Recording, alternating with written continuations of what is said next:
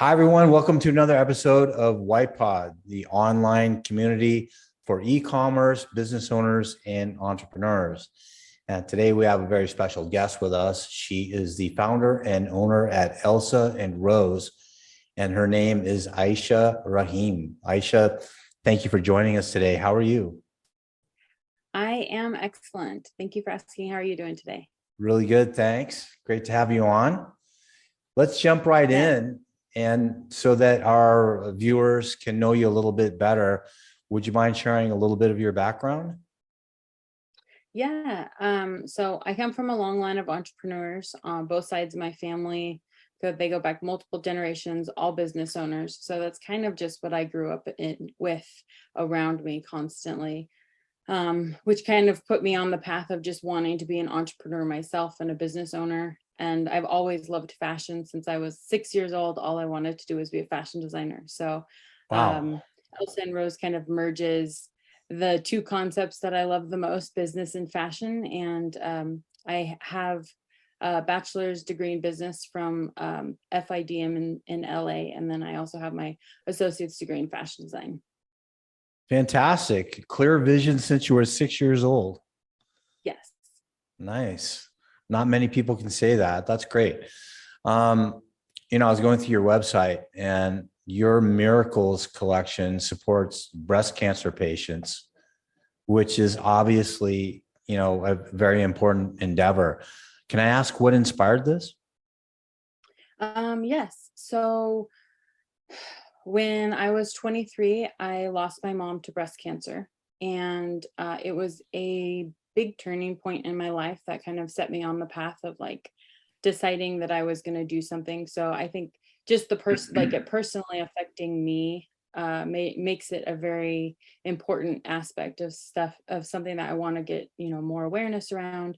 I know there's lots of awareness out there, but I think that anytime we can support people, especially the program that we specifically chose was about more of the mental health side of supporting people that have gone through it or have been affected by breast cancer. Because I know personally that just being somebody that experienced it through my parent and then having them pass, it was a very difficult time. And having mental health support during that time can be so beneficial because it's a difficult thing to walk through.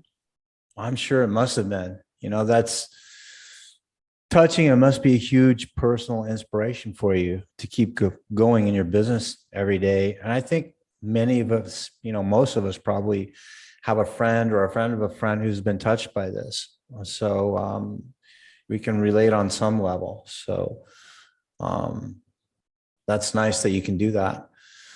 Now, a lot of people think actually that it's really easy to start an e-commerce business. You just get some stock and you take some pictures, you post them on a website and you start making sales. But we know it's not that simple. Can you share some of the difficulties that you faced and how you overcame them? Yes. So first, I should probably clarify, I acquired this business. I did not start it. However, prior to acquiring this business, I did start a company previously that was in a different category, wasn't in clothing. So I totally understand the startup phase. I would never start another business because of that. That's not my skill set. Let's just say that. My skill set is like the operations, the strategy, the running, but starting a business is you need to be very dedicated and have lots of time because you never know what's going to come up, and there's just always there's so many things that need to be done. And if you're starting with, like I had been before, with not a lot of cash or a lot of capital, then you end up doing a lot of those things. Thankfully, with Right. this business, I have support in place that's helping me because I learned from my last business that support is everything. If you can get people in the right places, it allows you as the entrepreneur and kind of like the brain of the whole project to really do the things that you do best and operate. But for not all founders, I feel like are, their skill sets are in different areas. So depending on where your skill set is, it might be in marketing, it might be in sales, it might be in creating the product. So figuring out your skill set and then how you can add other people to help you is definitely going to be the best. Yeah, that's really a common theme with many of the entrepreneurs that I speak to. In the beginning, you have to wear all the hats, or quite Mm, often, and then eventually, you learn to trust a few people and delegate, and that's a turning yeah. point, I suppose. Yeah, and Um, well, the hiring process is really hard.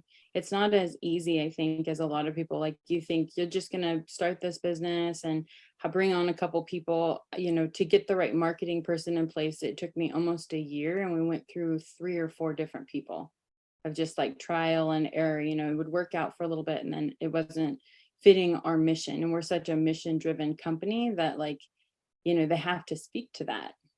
sure, I get that. And you're right. Hiring the right people is difficult, and it makes sense because that solves 90% of your problems if you make good hires, right? Definitely. So it stands to reason it won't be that easy. All right, what would you say separates your collection from the competition's?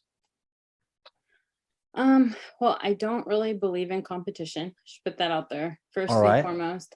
I think that all, like any other swimwear brand that's out there, is more of an inspiration for me to push myself, to try harder, to be better.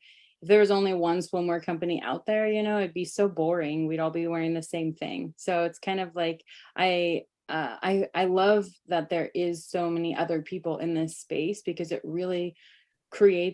allows my mind to just like go wild with, like, what can I come up with? How can I be different? How can I separate myself from the pack? How can I, where can I show up where others aren't? Where is there a need in the market? And I love research, so just all of that stuff is so exciting. And I guess, maybe where we separate ourselves is in our mission, because we're so, the company's been around since 2012, and our mission has always been to support women's mental health, self-love, and positive body image. And so as we continue down that road, I think that as one of the first companies to kind of be out there spreading that message, we really have like set a good standard for ourselves, and we continue to do that. And I have a lot of strategies in place down the road that are going to allow us to kind of level up in that space. My goal is to really merge clothing with wellness, so it kind of becomes one in sure. all. And I'm really excited to just like push that forward and kind of create a new dynamic between the customer and the company. Well, that's a great vision. Great to hear you say that. And also great to hear you say that you love research. I don't think I've heard that for a while. But that's like a superpower, I think. If you love research, then you're going to be good at it, right? Yes. It's hard work, research. All right. Well, no matter how good your products are, it doesn't really matter if nobody knows about them. So, how are you driving potential customers to your website right now?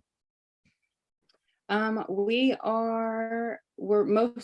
done social media. The company's actually never done any advertising. And so starting, I believe last month, we started advertising our website on Google and Facebook, Instagram. We're just launching our TikTok page, so we're really excited about that. And we're also launching this month our YouTube channel, and we have an upcoming podcast as well that's going to talk about all the things we support, and also kind of promote Elsa and Rose at the same time. Sensational. That's a multi-pronged attack. So, if you want to put it that way. So, you've got a lot of plates spinning, obviously, right now. I have a So, lot of help. yeah. How else do Yes. you manage to keep everything running smoothly besides help? Um, I mean, I think it's just having clarity and taking time for myself. I am a full believer that, like, when I get tired, I'm gonna take a nap. Honestly, like, I'm a mom, so my son comes first before anything else, before my business. Like, he's my number one. And so Yep. I would say it's me and then him. It's like I have to make sure that my cup is full so that I can serve him adequately as his parent and as his mother. Yeah. And so it's just like a constant awareness of myself and like where I'm at physically, emotionally, mentally. Do I have the ability to do all of this today, or do I need to like take a couple hours, go for a walk, drink my coffee in peace while my son's napping or whatever, and then tackle it this evening.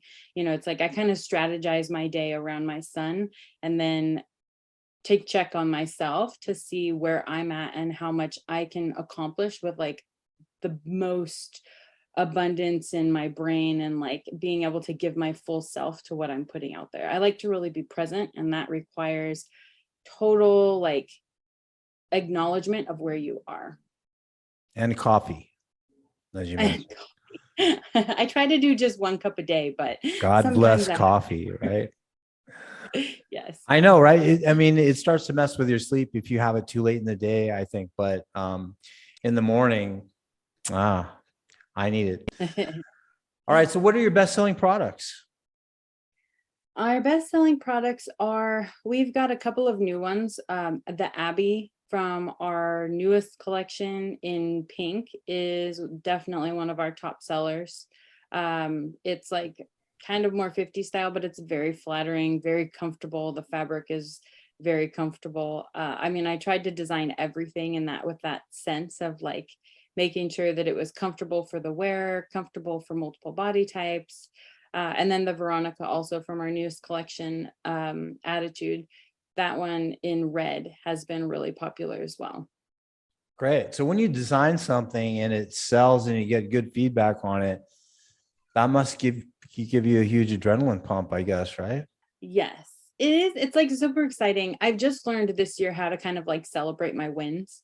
I would say previously to this year, I really struggled with like even recognizing the success that I had reached. And I think a lot of entrepreneurs can relate, because it's like you constantly set the bar so high and you reach so much success incrementally along the way to meeting that bar. But if you're not celebrating it, it can be, it might be 6 months to a year before you actually get to feel into that moment of like, oh my gosh, I did this, like that was me.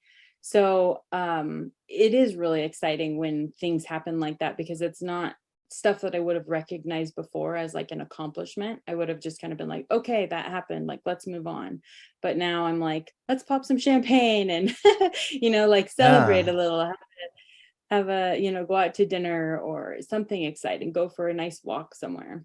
That's great. You should enjoy the journey. Otherwise, what's the point, right? That's what you're doing it for. So glad that you evolved that way. Glad to hear that. What's your core market? Who are your customers out there? Our core market is 18 to 35. It probably goes up to about 45 for women. And they are travelers. We have an international market. So since the company was originated in Sweden, we have a large following in Northern Europe. And then our second base would be like the United States, LA, Florida kind of area. But we're really trying to push the product more out, like for wintertime, we're actually going to be starting a campaign in Australia. And I've been in talks with some people, some retailers in China that are interested in the product as well. So I think our market is definitely broadening. For the most part, it's those age groups in the United States and Northern Europe. It's a broad enough market, I guess. Okay. And then finally, Aysha, any pearls of wisdom that you'd like to share with any entrepreneurs who are just getting started? Yes. One, don't give up. I think that people give up too easily. And sometimes at least in my case, your biggest breakthroughs will come at the depth of like despair. You feel like everything's falling apart. And it's like, if you just hold on a little bit longer, like that will, like it'll come to fruition for you. And I actually just read something the other day that said, don't quit on a bad day. And I really like that, because I feel like that is the same thing. Like when you're going through those really hard times in your business, it's like, don't give up then. Give up the next day when it's like the sun is shining and, like everything is good again. Then if you're going to like go down that road, do it. But otherwise, don't give up and surround yourself with as many entrepreneurs in business owners as possible, because there are days where you will just feel like you're falling apart, and like nobody can understand like a fellow entrepreneur. Like you can tell your best friend how terrible things are and they're going to be like, oh, maybe you should move on or do something, excuse me, something different. But if you tell a fellow entrepreneur, they're going to be like, oh, I know exactly how that is. I've been there before. Like it's going to get better, and you need those positive people around you, because the entrepreneurship journey is hard. It can be Yep. really lonely. It can be very tiring. And you need to have people that are going to uplift you. Like you need cheerleaders, around you, people that are just going to like give you that energy when you need it to just like push through. Outstanding. Very well said. And that's so true. Um, they offer some unique empathy, really, I think that you don't get anywhere else. Right. And the community of entrepreneurs is surprisingly supportive, is what I've Yes. found. Thank God for Facebook and LinkedIn, where you can actually connect with people. Because previously, you'd have to go to an entrepreneur meeting in your neighborhood. And I do those too. But I find so much more support in a lot of like, is for me, women entrepreneurs, helping women entrepreneurs type groups, where it's just a collective of women that are all there to support other women in business. And especially as a mom, if there's moms out there that are in business, a stay-at-home mom and a working, like running your own company is harder than just running your own company.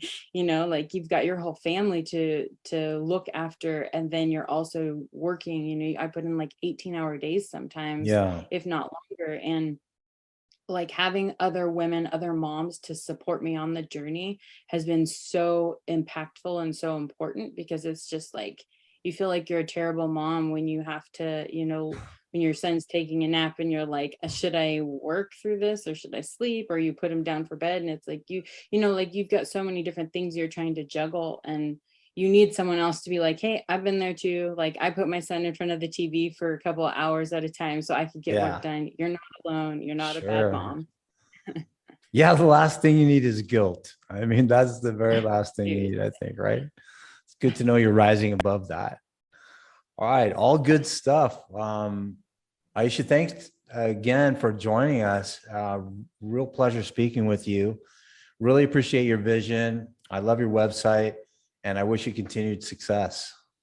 Oh, thank you so much, Mark. I really appreciate that. Thank you for your time today and having me on. This has been such a pleasure. Same here. Thanks a lot. Take care.